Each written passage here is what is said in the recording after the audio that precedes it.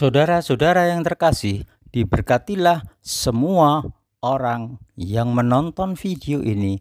Damai, kesejahteraan, terang dari Elohim Tuhan Sang Pencipta langit dan bumi atas saudara semua. Haleluya. Sudah menjadi kebiasaan setiap ada perayaan Paskah, selalu ada acara mewarnai telur-telur. Dibuat gambar-gambar Santa Santo atau tokoh-tokoh, atau ditulisi ayat-ayat. Saudara-saudara, kebiasaan mewarnai telur-telur ini sebenarnya berasal dari ungkapan firman Tuhan, ungkapan kekristenan, ungkapan Nasrani, ungkapan mesianik atau bukan. Marilah saudara-saudara, kita akan melihat sejarahnya sehingga kita bisa menimbang kebiasaan ini perlu dihentikan atau diteruskan. Selamat menikmati. Dan saudara-saudara jangan lupa subscribe dan juga tekan tombol loncengnya.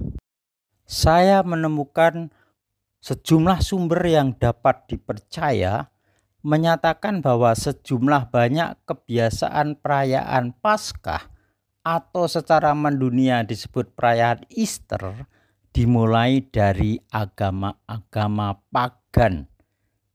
Agama pagan adalah agama yang rakyatnya atau penganutnya atau jemaatnya menyembah para dewa. Salah satu dewanya adalah Dewi Easter atau Dewi terbitnya fajar dan musim semi.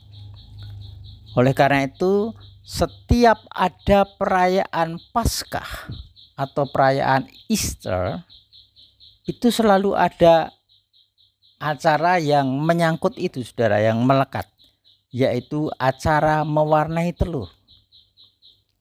Nah, sekarang saudara-saudara, telur Easter atau telur Paskah ya, yang biasa diberi warna-warni, disembunyikan, dicari, dan dimakan sebagai sebuah kebiasaan yang dilakukan masa kini. Semuanya itu ada sumbernya, saudara-saudara. Begini saudara-saudara sumbernya. Dalam kebiasaan itu disebutkan mewarnai telur Paskah atau telur Easter. Nah, kita sekarang melihat dulu, saudara.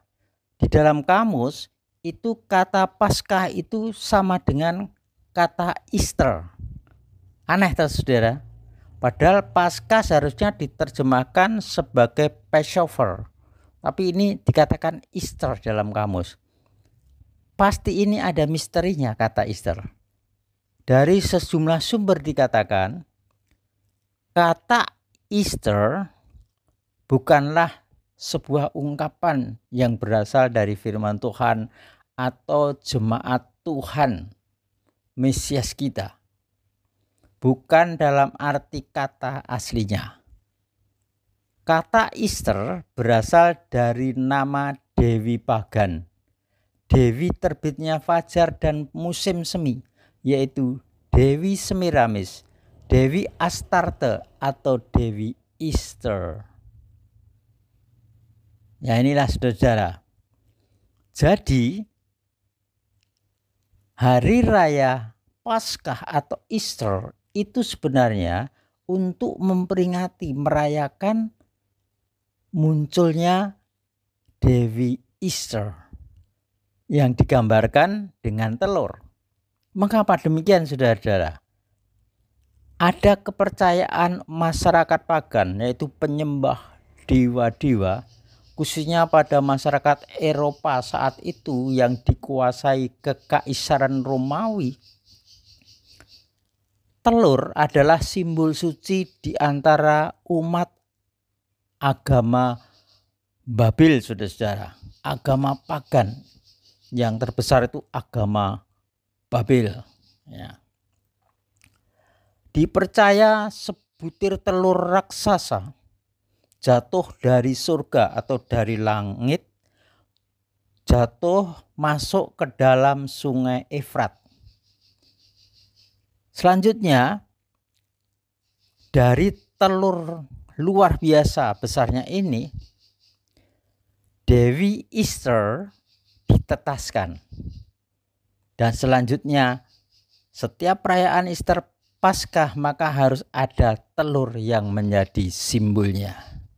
Saudara-saudara, pada masa itu ketika Kekaisaran Romawi masih jaya dan banyak masyarakat Eropa menganut agama-agama pagan, salah satunya agama Mitraisme yang menyembah dewa matahari yang dirayakan khususnya tanggal 25 Desember sebagai Christmas. Itu banyak suku-suku yang di situ sudah mengkultuskan atau menyanjung meninggikan sebuah telur, saudara.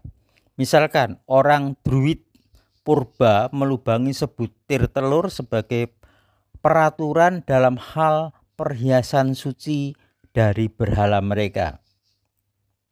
Selanjutnya prosesi atau arak-arakan Ceres di Roma didahului dengan sebutir telur.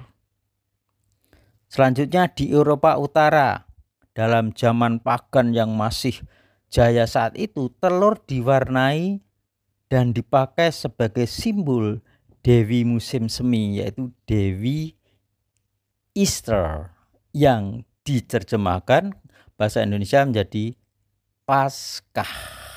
Jadi kata Paskah itu berasal penggantian atau terjemahan dari Dewi Easter, Dewi musim semi, saudara. Perayaannya, perayaan Paskah atau Easter itu adalah perayaan musim semi. Ya, ini harus dimengerti, saudara. Selanjutnya, telur berwarna-warni mereka digunakan sebagai persembahan suci saat musim Easter. Sementara orang Mesir, saudara, telur diasosiasikan dengan matahari, telur emas. Dalam tulisan Ensiklopedia Britannica, saudara, dikatakan telur sebagai simbol kesuburan dan hidup yang baru berasal dari masa lalu yang jauh ke belakang ke zaman Mesir dan Persia purba yang juga punya kebiasaan mewarnai dan memakan telur selama perayaan Easter. Lantas bagaimana kebiasaan mewarnai telur Easter ini di dalam upacara Paskah atau Easter? Kenyataannya, saudara, beberapa orang berusaha mengkristenkan atau merohanikan telur itu, saudara. Telur Paskah itu dengan mengumpamakan seperti anak ayam keluar dari telur, begitu pula Mesias keluar dari kandungan. Nah, itulah saudara. Selanjutnya dikatakan, saudara, kebiasaan ini mungkin berasal dari paganisme, karena banyak kebiasaan pagan yang besar merayakan kembalinya musim semi ditarik menjadi Paskah atau Easter. Nah, itulah saudara, mengapa telur Paskah selalu ada di dalam perayaan Paskah atau Easter.